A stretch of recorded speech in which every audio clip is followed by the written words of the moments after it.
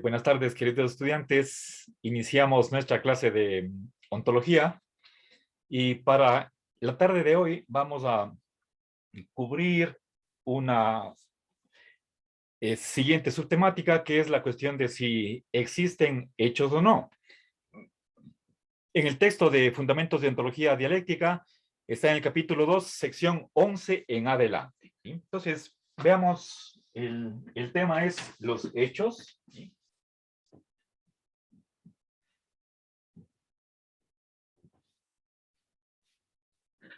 Bien. A ver, primero pensemos un poco en qué es un hecho. A ver, como parte del lenguaje, hecho es participio pasado del el verbo hacer. Entonces, pues, tiene que ver con acción y es algo que se hizo, está en el pasado. Ahora, en inglés, la palabra que corresponde a hecho es fact.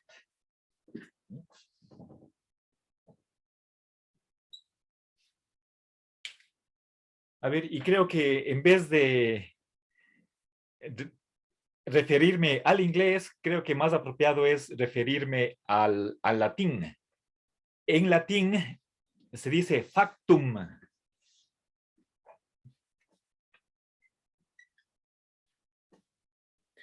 Eso es neutro. ¿Sí? Chupando un bolo. A ver, por favor, alguien está con el... Bien, es del verbo facere, es hacer. Y en español tenemos dos adjetivos que vienen de esa raíz latina, fáctico y factual.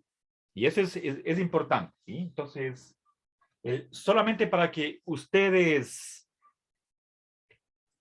comprendan lo que vamos a discutir en esta hora. ¿Sí?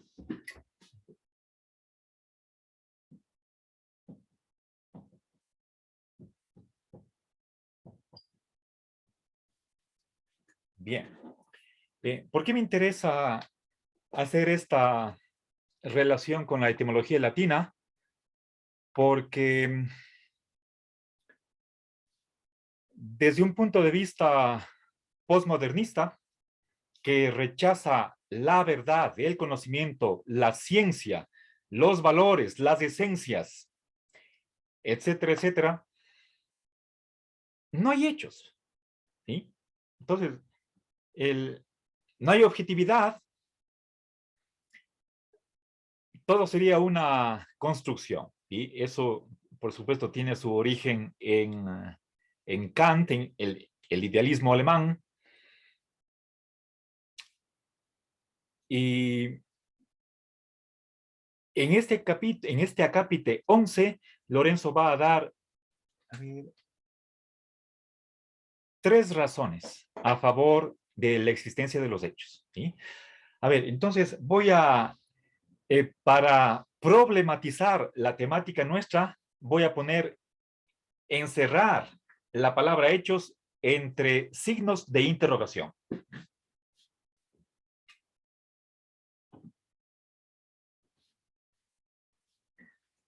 La respuesta de Lorenzo va a ser afirmativa, pero simplemente quisiera que ustedes sean conscientes de la importancia de este acápite.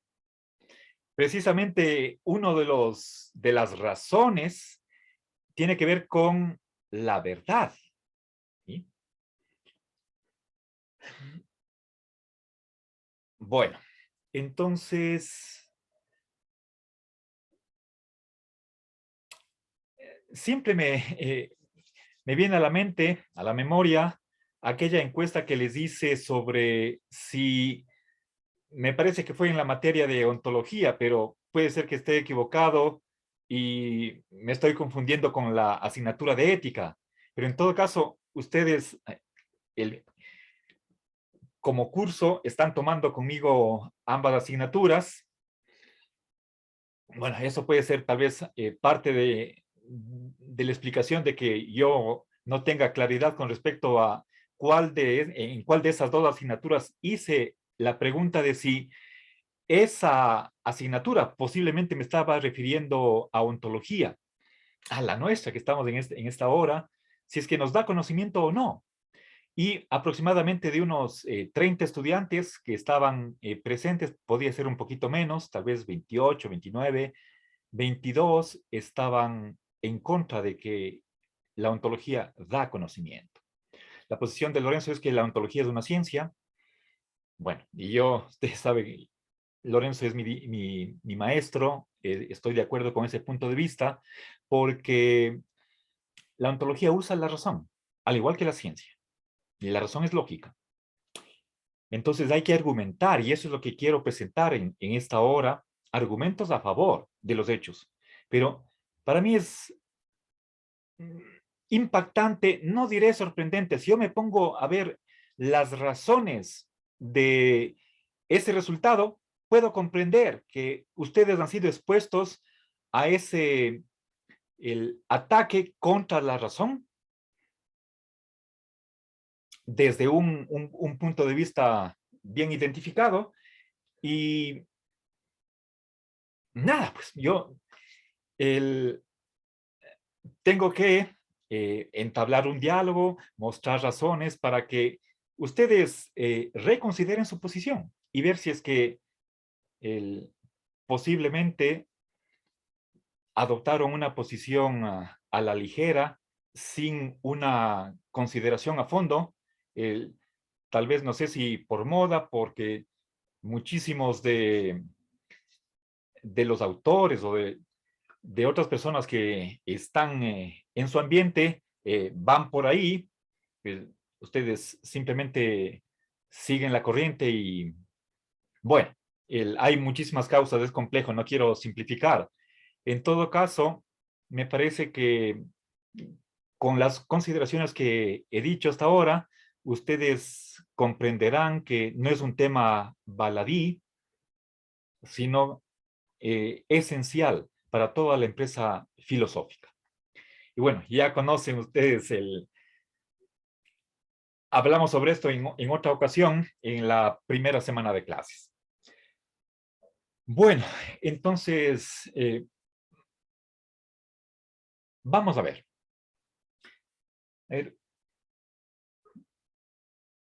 Verán, nuestro problema tiene que ver con la existencia de los hechos.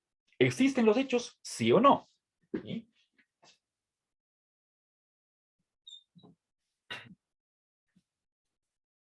Bien. Ahora, ¿qué tipo de existencia? Existencia en sentido fuerte, como independiente del sujeto. Claro está. ¿Sí? ¿De qué nos serviría que la respuesta sea sí existen, pero como ideas? Estamos ahí subjetivizando. Eso sería una admisión ni siquiera a medias, ¿sí? Creo que si decimos que sí existen, pero depende del sujeto, eso lo tomo como respuesta negativa. No existen en absoluto, ¿sí? Bien, ahora veamos una primera razón en contra. ¿Sí? Ya.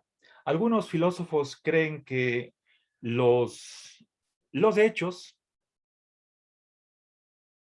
son enterrados. ¿Sí? A ver, si nosotros nos remontamos a la historia de la filosofía, y eso se hace en un capítulo, perdón, en un acápite posterior, si no estoy mal, es el 13 con el que termina ese conjunto de acápites que tratan de este problema. Ahí se hace referencia a varios autores. Yo quiero referirme a Aristóteles. Recuerden el problema general de este capítulo 2. ¿Sí? Hagamos memoria para refrescar cuál es el contexto general de esta discusión particular. El problema más abarcante es el de qué tipos de cosas existen. en el universo. ¿Sí? ¿Qué tipos de entes existen? Entonces, pongamos esa pregunta para no perder de vista en dónde estamos encasillados. ¿Sí?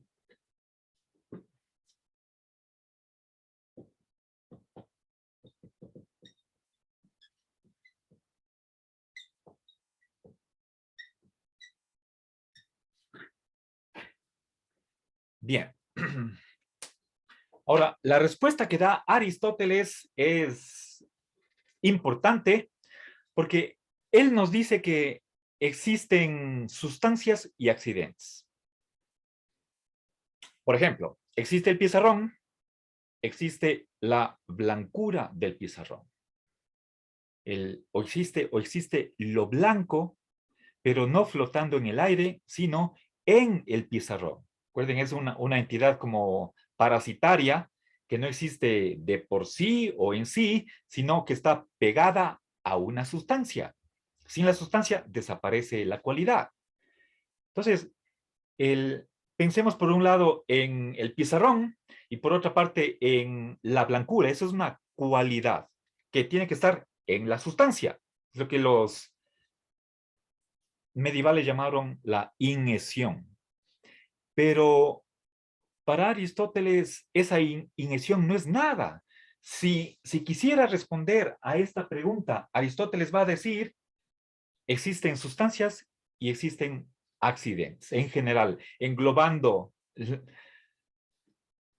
al, a las 9 categorías restantes, aparte de la sustancia, dentro de esa, de esa clase que la conocemos con el nombre de accidentes.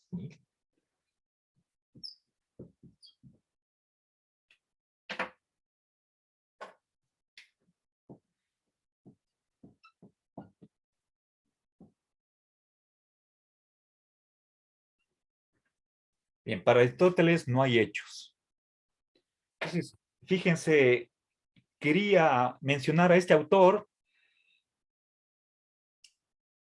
según algunos, podría ser uno de los 3 más grandes filósofos de toda la historia. No hay hechos, no hay hechos. Responde a esta pregunta de, ¿existen los hechos? Negativamente. Bueno, entonces tenemos un gran antecedente para la respuesta negativa y les he dado su razón, ¿sí? Este es el esquema que maneja la visión que tiene Aristóteles de lo que son los constituyentes de la realidad, y ahí no hay hechos en su ontología.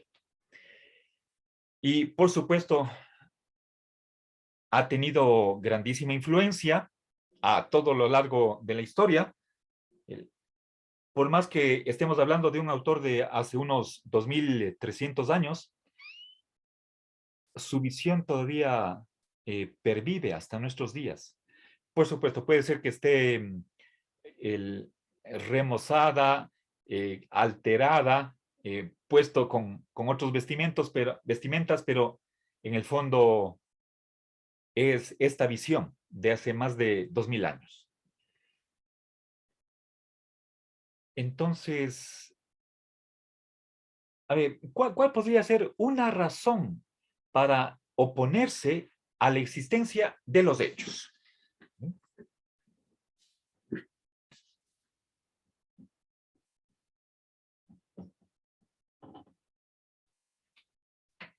¿Ya? Verán, podemos decir que algunos filósofos dicen que los hechos son entes raros. ¿Sí?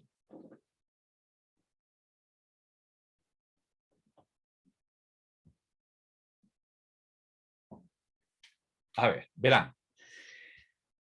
Continuemos con el mismo ejemplo que está a la vista. Todos nos damos cuenta que atrás mío está un pizarrón y que ese pizarrón es blanco. Fíjense incluso mi modo de hablar, de expresarme. Digo que el pizarrón es blanco. Eso es un hecho. Pero si nosotros tenemos esa concepción aristotélica, entonces podríamos reconocer, por un lado, que hay una sustancia que es el pizarrón. Podríamos también conceder o admitir que hay la blancura, ¿sí? Si nosotros no somos realistas con respecto a los universales, tal vez podríamos admitir que sí hay un blanco particular. No es la blancura general que está compartida por varias cosas blancas, sino la blancura del pizarrón, de este pizarrón que está atrás de mí. Eso sería un ente particular, ¿sí? A ver, pero, ¿y qué es eso? ¿Qué es eso de la blancura del pizarrón? Lorenzo cree que si es que admitimos eso, tendríamos que admitir hechos, ¿sí? Pero volvamos acá, quiero hacer notar que hay un cierto malestar en la admisión de los hechos, ¿sí? Verán, para continuar un poquito en esta primera, y bueno, es la única que yo encuentro en este acápite, veamos de dónde surgiría esta rareza o algo que nos puede sorprender, es que un hecho pretendidamente sería algo diferente de un evento.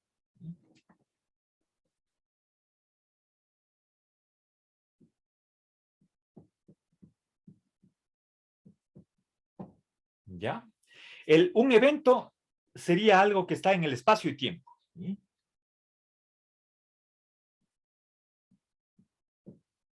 Sí, los eventos, piensen, por ejemplo, nosotros acabamos de pasar en los días anteriores en las fiestas de Cuenca.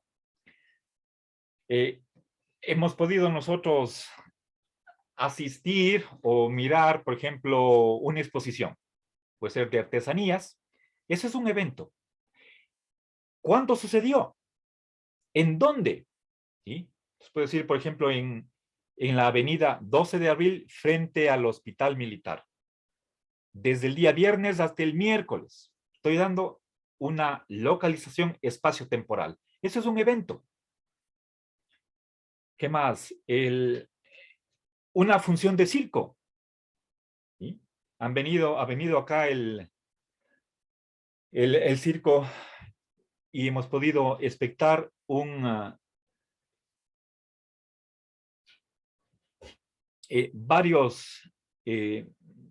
varios números o varios bailes sobre hielo. Ese es otro evento. Pero eso tiene una localización espacio-temporal particular. En cambio, un hecho no sería ni espacio-temporal, ni en el espacio, ni en el tiempo. No podríamos preguntar dónde está, o si preguntamos, tenemos dificultad en responder a esa pregunta. ¿Dónde está localizado? ¿Cuándo sucede? Entonces, por eso sería una entidad rara, la de los hechos, ¿sí?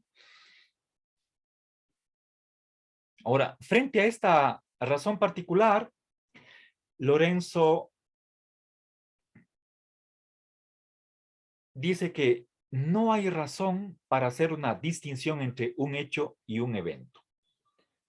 Ahora, veamos, Lorenzo tiene 3 razones. Bueno, por lo menos podría ser que haya más de 3 razones. Yo voy a presentarlas solamente 3. Y todas ellas se pueden encasillar dentro de el mismo esquema.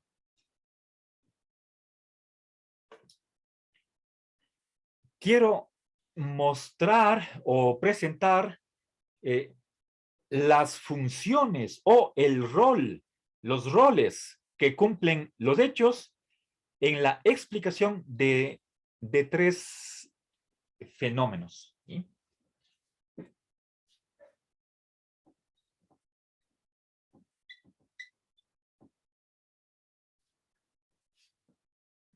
A ver, el tipo de argumentación que quiero mostrar es el de argumento a la mejor explicación.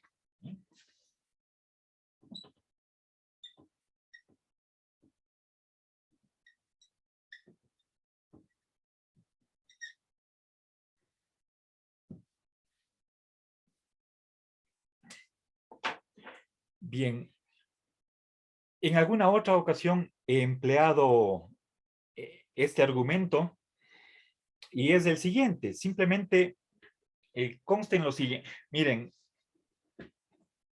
para que se comprenda mejor lo que voy a hacer, pensemos en que hay tres tipos de argumentos. Todos ustedes están familiarizados con la diferencia entre inducción y abducción, perdón, inducción y deducción. La diferencia está en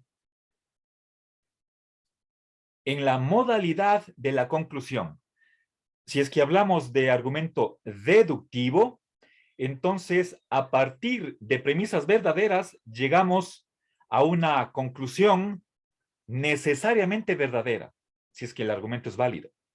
En una inducción no tenemos garantía, no tenemos certeza de que la conclusión sea verdadera, sino que lo único que podríamos afirmar es que es probablemente verdadera, lo cual quiere decir que posiblemente sea falsa. Si un argumento inductivamente válido podría ser deductivamente inválido. Bueno, ahí tenemos dos tipos de argumentación. Hay un tercer tipo que es la abducción, ¿sí? Que es precisamente lo que voy a hacer ahora. ¿Sí?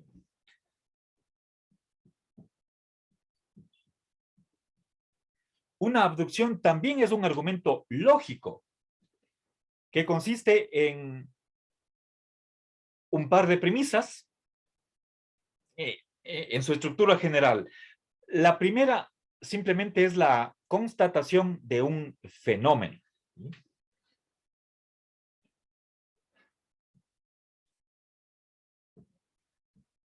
Fenómeno en el sentido de que es algo que nosotros experimentamos. Y podemos decir que es una apariencia. No hace falta que... A ver, damos por sentado que ha sucedido algo, pero que es extraño. Por eso es fenómeno. Fenómeno también en el sentido de algo anormal, fuera de lo común, y que precisamente nos cuestiona, nos sorprende, nos preguntamos, ¿por qué sucede eso? ¿Sí?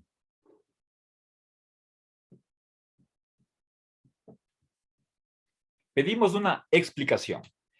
Y la conclusión es aquella explicación que tiene ventajas sobre otras alternativas. ¿Sí?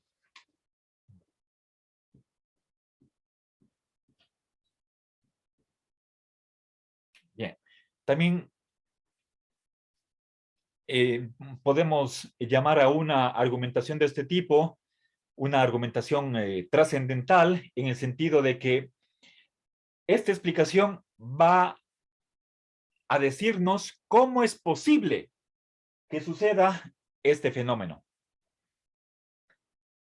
Bien, no hay una sola respuesta a la pregunta que nos hacemos, pero el momento de comparar, de evaluar esas alternativas, escogemos la mejor y eso sacamos como conclusión de esta abducción.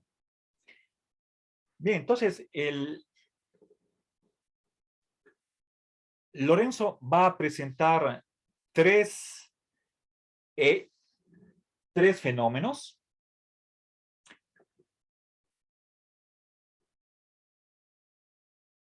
y los hechos son una explicación de los mismos. ¿Sí?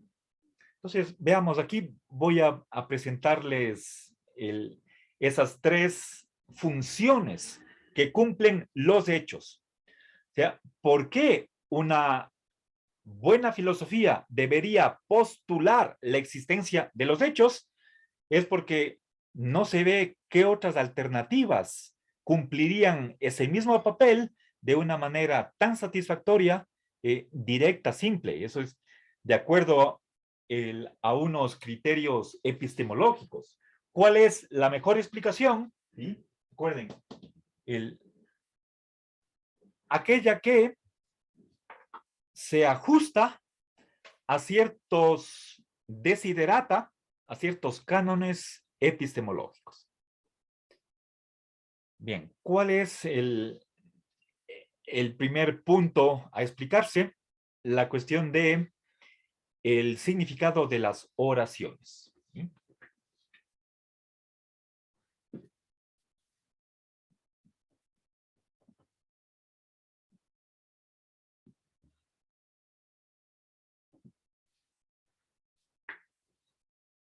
Bien. A ver, por ejemplo, permítanme seguir con el mismo que introduje al inicio de esta clase. Partamos de la oración "el pizarrón es blanco". ¿Sí?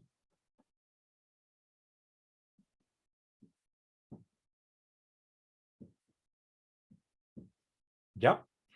Bien. Recuerden, estoy encerrando entre comillas para que no quede duda de que estamos analizando una oración. Bien, si es que nosotros hiciéramos el análisis gramatical, vamos a encontrar que tenemos el sujeto, tenemos un atributo, la blancura o blanco, y aquí el verbo copulativo. Dejemos eso de lado, no me interesa por de pronto. Ya, esto es a nivel de lenguaje.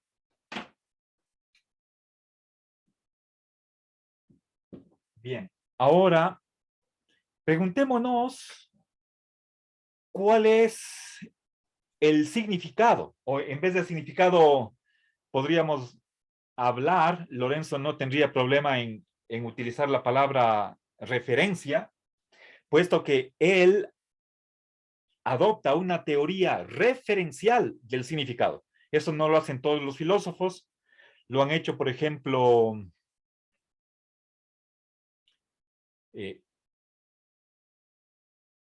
Bertrand Russell, uno de los tantos. ¿Sí? Bien, el significado o referencia. ¿Sí?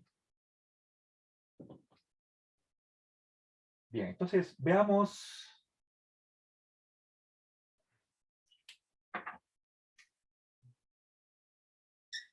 En la realidad, ¿qué es lo que corresponde a cada uno de estos dos elementos de la oración? ¿Sí? Entonces vamos a la realidad. ¿Sí? Y podemos decir que al pizarrón le corresponde un objeto individual. ¿Sí? Supuestamente, si es que somos realistas, lo que le corresponde a blanco, o si quieren ser blanco, nos da igual, es un universal. ¿Sí? Aquí es un objeto individual.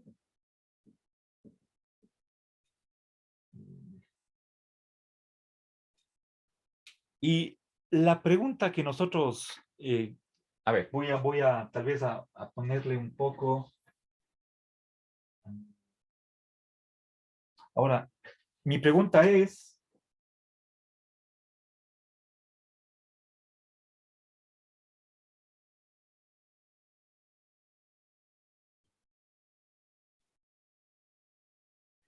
¿qué corresponde a la oración en total? ¿Sí? Tengo aquí el sujeto, tengo el atributo y tengo la oración. ¿sí? Compuesto de ese sujeto y el predicado.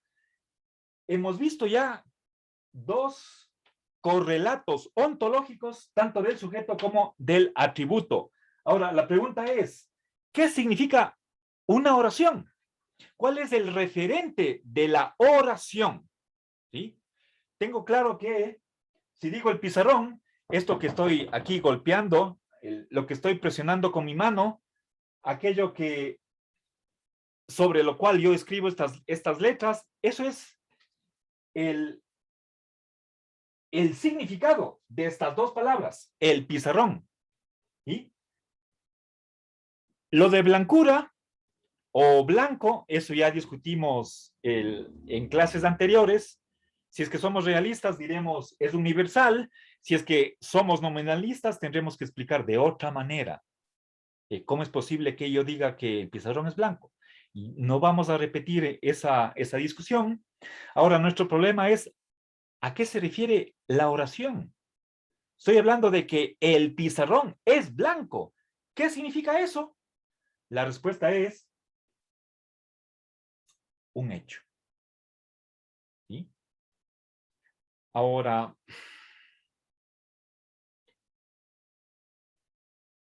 recuerden,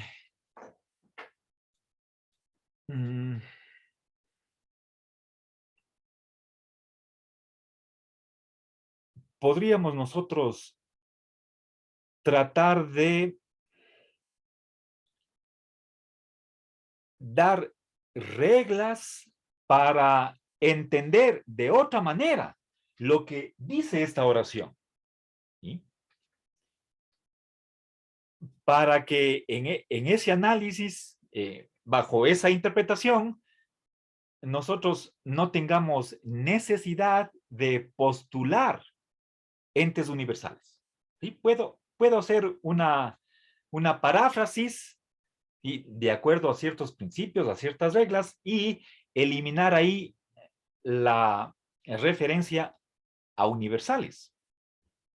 Lo mismo podríamos hacer ahora para que, contrariamente al uso de nuestro lenguaje, evitar que a partir de una oración como o si es que yo digo que el pizarrón es blanco, de ahí para que pueda yo concluir que, por lo tanto, existe el hecho de que el pizarrón es blanco. ¿Sí? Podemos decir, es un hecho que el pizarrón es blanco. ¿Sí? Así es el mundo.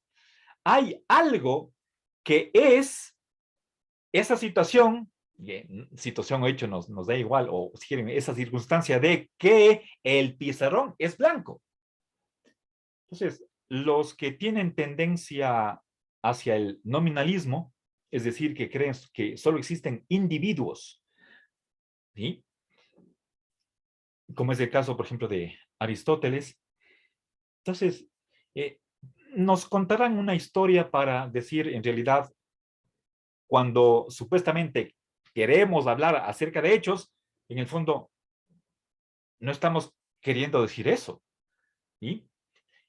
Ahora, Lorenzo, frente a esos intentos por tratar de eliminar los hechos, dice que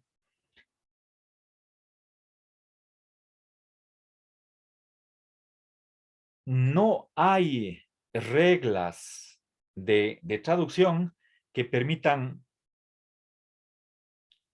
poner de lado la existencia de los hechos.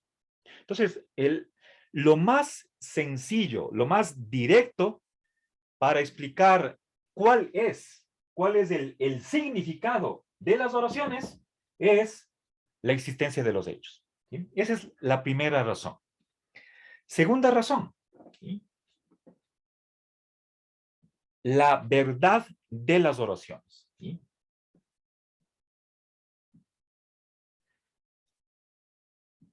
Ya, podemos preguntarnos, en la realidad, ¿qué es lo que hace que una oración sea verdadera o falsa?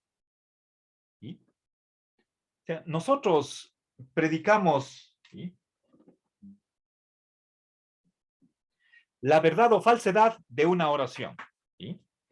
Si es que yo dijera que el pizarrón que tengo atrás de mí es verde o es negro, ambas afirmaciones son falsas. Pero si es que digo que es blanco, entonces eso es verdadero. Y si pregunto, ¿por qué? ¿Por qué es verdad que esta oración, el pizarrón es blanco, es verdadera? ¿Sí? Entonces, obviamente, tendríamos para ser más precisos, más exactos, o si quieren, más rigurosos, yo debería explicar, ¿y qué es la verdad? Sino, ¿cómo voy a responder a una pregunta de qué es lo que hace que una oración sea verdadera? Si todavía no he aclarado en qué consiste la verdad. ¿Sí? Eh, Tenemos ahí realmente un serio problema. No hay una única concepción de lo que es la verdad. Y, por supuesto, puede ser que haya dos, tres, un poco más de alternativas de explicar la verdad de las oraciones. Pero, nuevamente, con este argumento abductivo, lo que dice Lorenzo, cuando hablamos de la mejor explicación, mejor en términos de una determinada epistemología, de cuando yo tengo varias teorías que tratan de explicar un mismo fenómeno, ¿cuál de ellas, de esas teorías, escojo? Las que se adecúen mejor a unos determinados cánones o desiderata que están dados desde la epistemología. Yo he mencionado, por ejemplo, la simplicidad o la sencillez, que es una virtud epistemológica, virtud de las teorías, fecundidad, capacidad explicativa, etc. Ahora, la teoría correspondencialista es, según este razonamiento, la mejor explicación de las teorías, perdón, de la verdad de las oraciones. ¿Por qué decimos que una oración como esta es verdadera? ¿Sí? Porque en la realidad el pizarrón es blanco. ¿Sí? Todo esto, por supuesto, está suponiendo un realismo, pero, y bueno, ya en este momento ya estoy cerca, o si no, o ya empiezo a pasarme del tiempo de la clase, pero simplemente por curiosidad, el, ¿alguien de ustedes cree que una oración como esta, el pizarrón es blanco, no es verdadera? ¿Alguien duda de eso? Quisiera, por favor, que se manifieste.